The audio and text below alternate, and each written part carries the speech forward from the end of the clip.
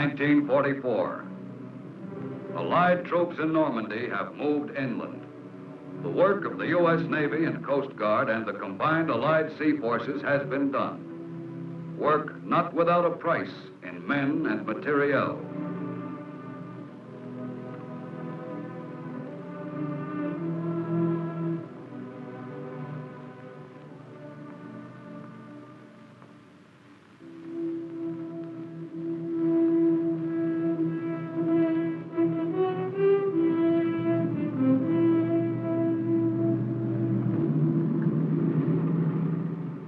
Began many months earlier.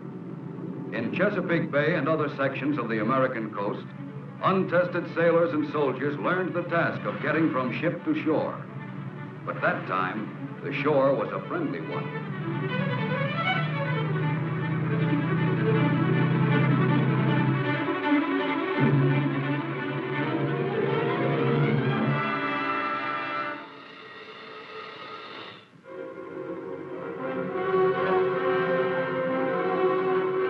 Then, with part of their training finished, they left the United States.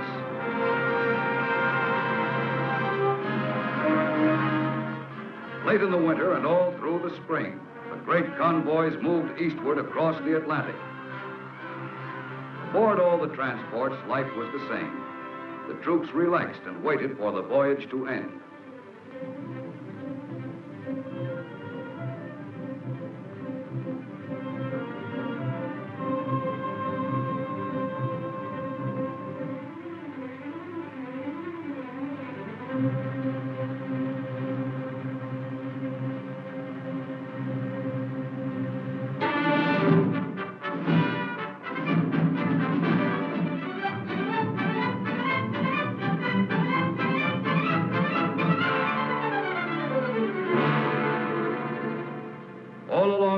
Of Great Britain that spring, the training went on.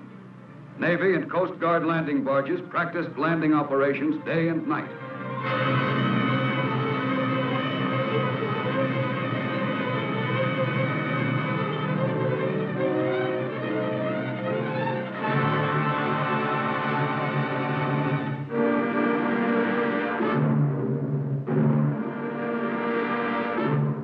Meanwhile, the larger landing craft, LSTs and LCIs, carried on their maneuvers, learning to land at a given spot at a certain time.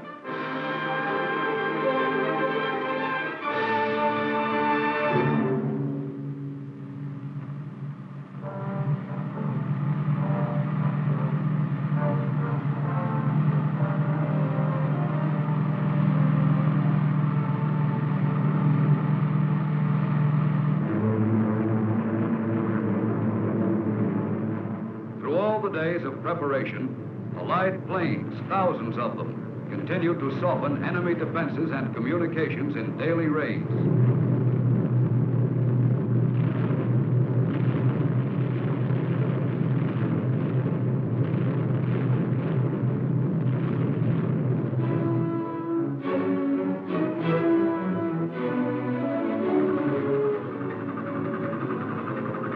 Off the southern coast of England, thousands of ships from all Allied nations are preparing for the invasion signal.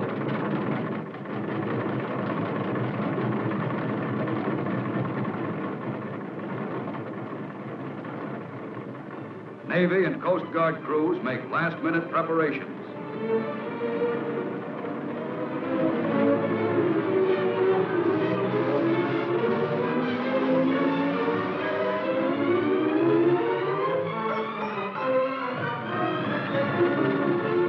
When the K-rations come aboard, everyone knows that D-Day is drawing near.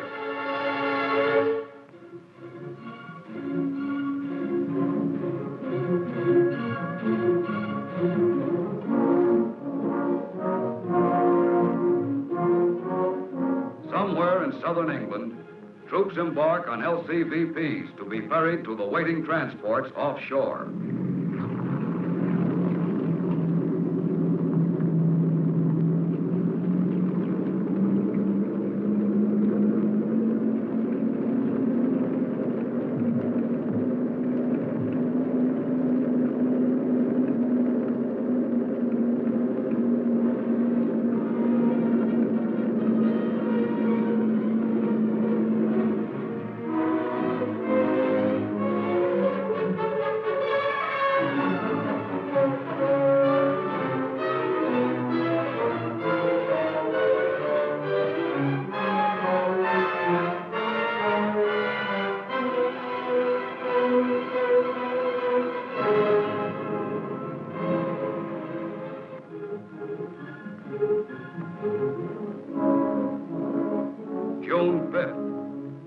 LCIs are loaded.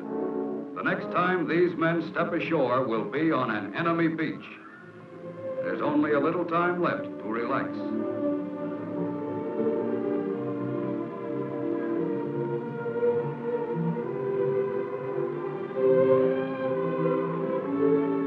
And the bombing attacks of the Air Force are intensified. Now the raids are continuous.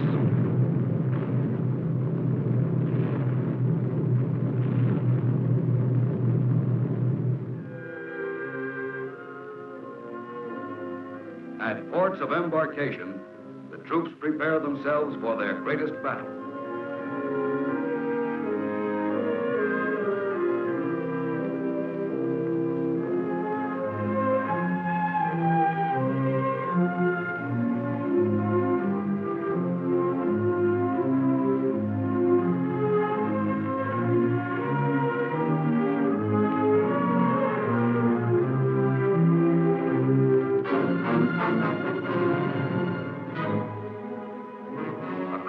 Officer briefs his men, and all along the coast, sailors receive their final instructions.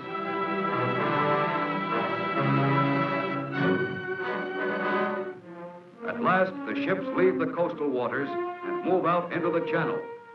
The slow LSTs loaded with heavy equipment, the transports loaded with men.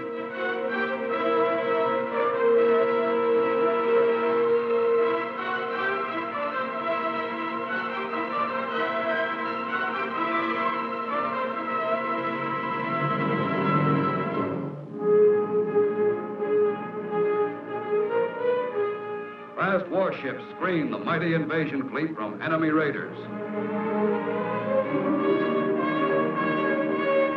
At 15:30, a Coast Guard flotilla of LCIs leaves, loaded with engineers, medical corpsmen, and infantry.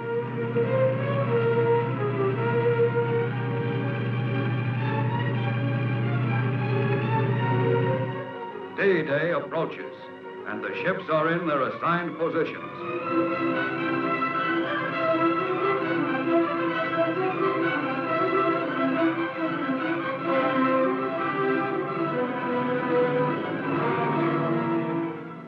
For some of them, like the Coast Guard manned transport chase, it is the fourth invasion in European waters.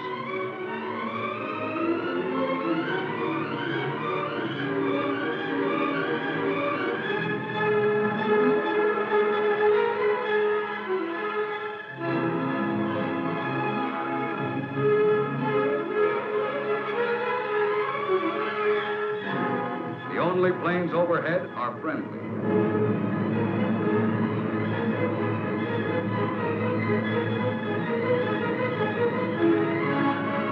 From the 83-foot Coast Guard rescue boats to the Navy's powerful battle wagons, the invasion fleet is moving towards France.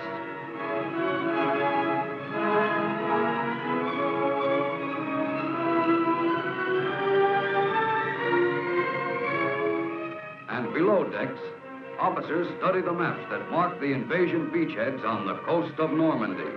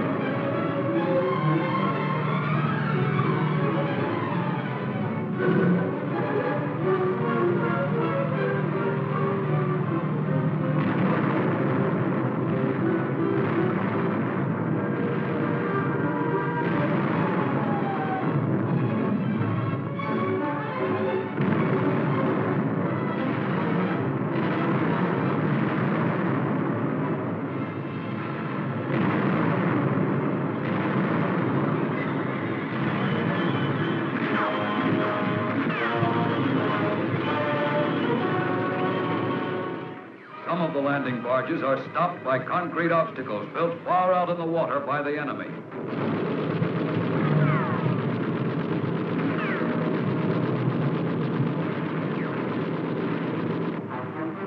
Offshore, the larger landing craft approach the beachhead slowly.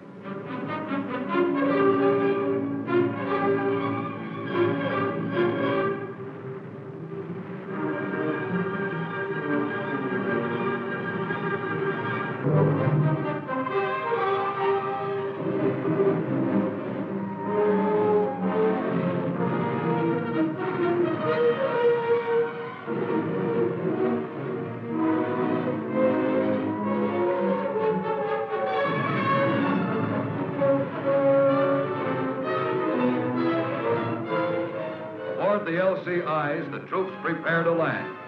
The beach is still empty, and the crossfire of German guns still rakes the shore.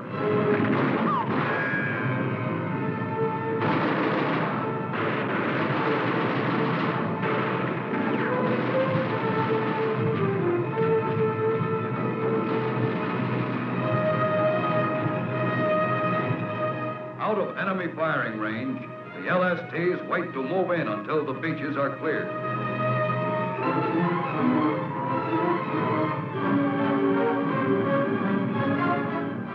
The arrival of motorized equipment marks the end of the first phase of the landing.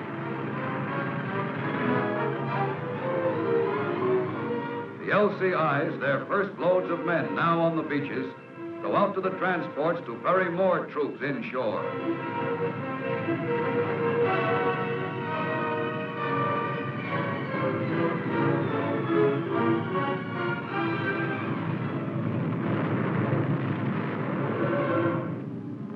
Still waiting beyond gun range, the LSTs unload supplies on smaller LCTs.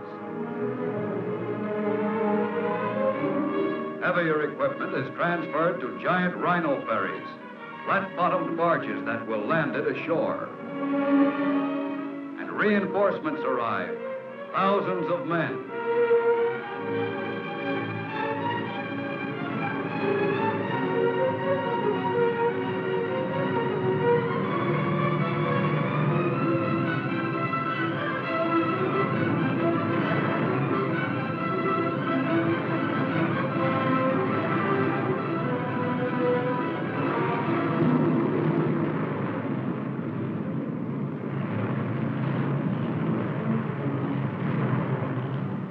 Defeated and disarmed, the first German soldiers captured in France wait until someone has time to evacuate them.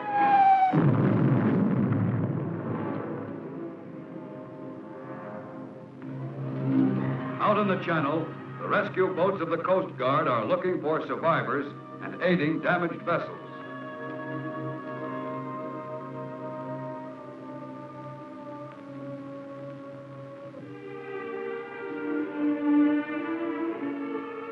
And the hospital ships are waiting for the wounded.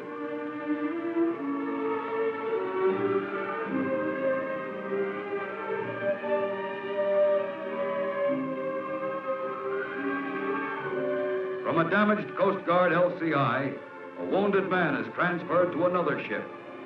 The life-saving blood plasma goes with him.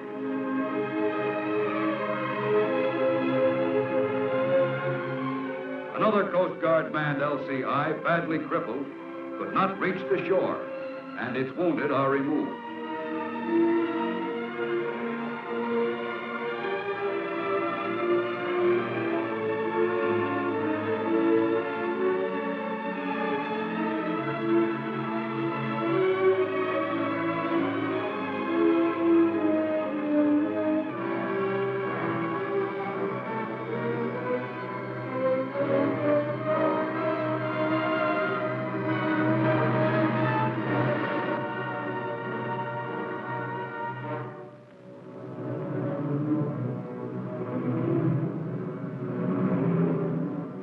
The beach is firmly in Allied hands now, and the vast extent of the operation is visible.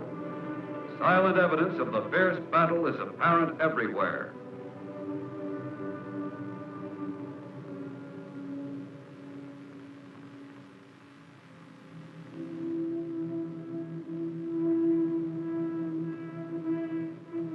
But in a few days, many of the damaged ships will be afloat again.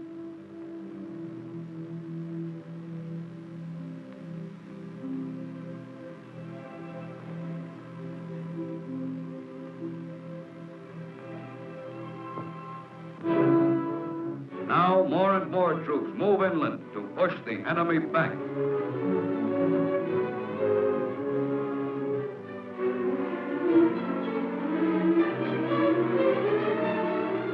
And the LSTs land their cargoes on the beach.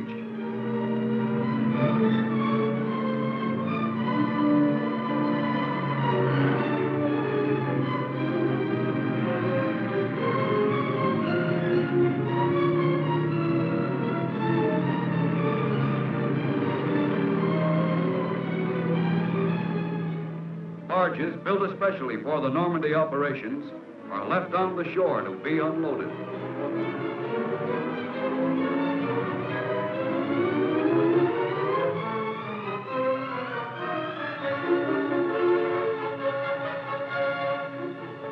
During the daytime, there are only Allied planes in the air. But at night, German bombers harass the beachhead and drop mines offshore.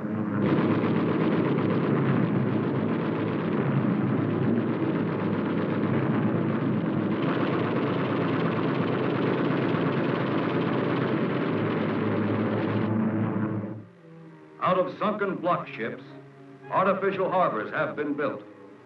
Until a port is won from the enemy, these must handle all Allied shipping. Bad weather came after the fighting on the beaches was over.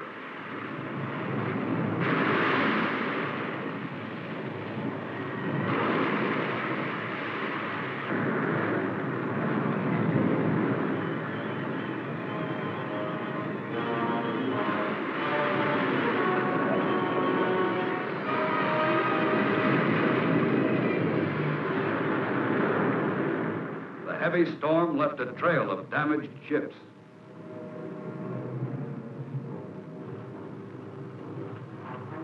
Once again, the landing barges moved out into the channel, this time loaded with German prisoners.